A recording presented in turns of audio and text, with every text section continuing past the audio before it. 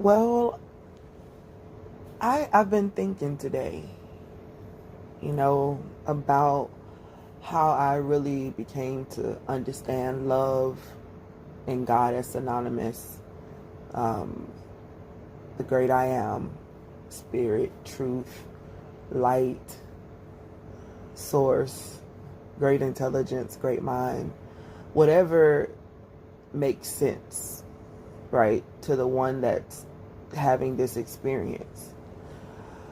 I believe it's because I was reminded so often growing up in fundamentalism, in Christianity, in a very legalistic, fundamental way.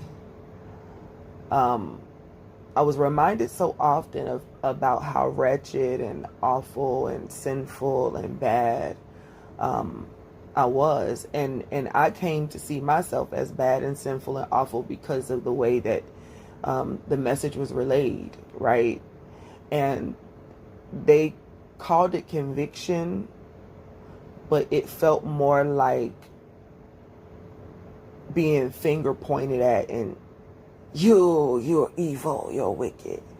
And that's kind of the way it would feel. But what was crazy is I've always had this thirst and this desire to know more about God, to experience God. And so I was there for the joy of it, the praise, the worship, the songs. I was there for the celebration. I was there for the dancing, for the shouting.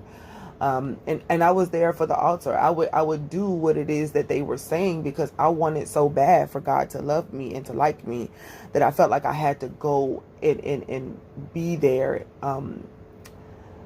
calling out in a way that was always fearful and desperate.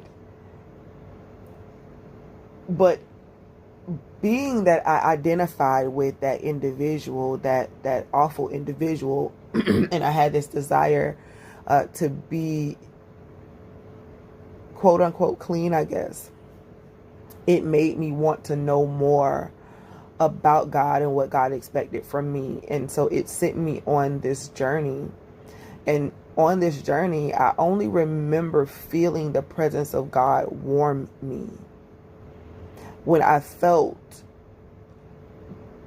cold and shamed, I didn't associate that with the God that I identify with. Even in the places where I would be deemed to be wrong, I felt the presence of God with me always. And it allowed me to understand the truth that love really is unconditional,